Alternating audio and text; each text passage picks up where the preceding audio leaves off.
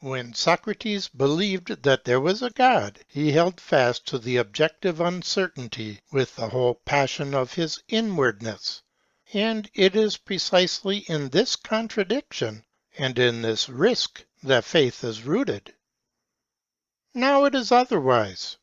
Instead of the objective uncertainty, there is here a certainty, namely, that objectively it is absurd.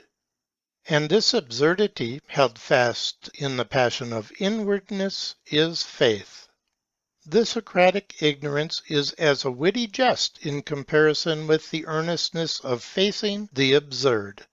And the Socratic existential inwardness is as Greek light-mindedness in comparison with the grave strenuosity of faith. Now, what is the absurd? The absurd is that the eternal truth has come into being in time, that God has come into being, has been born, has grown up, and so forth, precisely like any other individual human being, quite indistinguishable from other individuals, for every assumption of immediate recognizability is pre-Socratic paganism, and from the Jewish point of view, idolatry.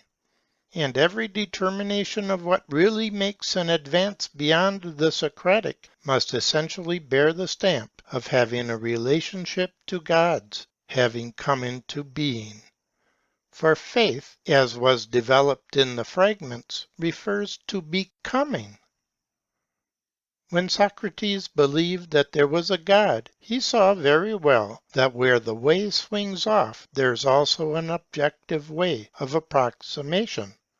For example, by the contemplation of nature and human history, and so forth. His merit was precisely to shun this way, where the quantitative siren song enchants the mind and deceives the existing individual. In relation to the absurd, the objective approximation process is like the comedy misunderstanding upon misunderstanding, which is generally played by privet docents and speculative philosophers. The absurd is precisely by its objective repulsion the measure of the intensity of faith in inwardness. Suppose a man who wishes to acquire faith. Let the comedy begin. He wishes to have faith, but he wishes also to safeguard himself by means of an objective inquiry and its approximation process. What happens? With the help of the approximation process, the absurd becomes something different. It becomes probable. It becomes increasingly probable. It becomes extremely and emphatically probable. Now he is ready to believe it, and he ventures to claim for himself that he does not believe as shoemakers and tailors and simple folk believe, but only after long deliberation. Now he is ready to believe it, and lo! Now it has become precisely impossible to believe it. Anything that is almost probable, or extremely and emphatically probable, is something he can almost know, or as good as know, or extremely and emphatically almost know, but it is impossible to believe.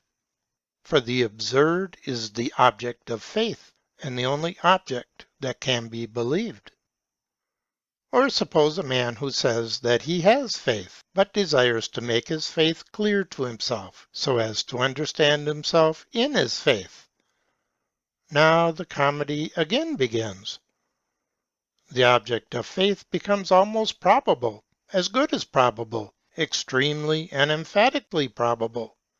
He has completed his investigations, and he ventures to claim for himself that he does not believe as shoemakers and tailors and other simple folk believe, but that he has also understood himself in his believing. Strange understanding! On the contrary, he has in fact learned something else about faith than when he believed, and he has learned that he no longer believes, since he almost knows, or as good as knows, or extremely and emphatically almost knows.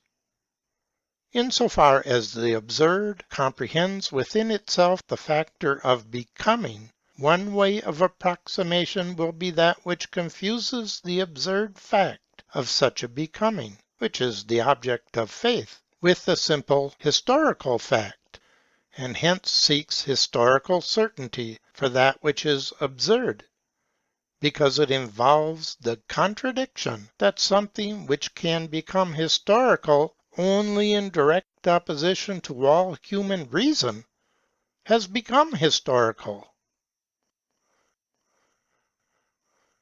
That was from Concluding Unscientific Postscript to Philosophic Fragments by Soren Kierkegaard, February 28, 1846.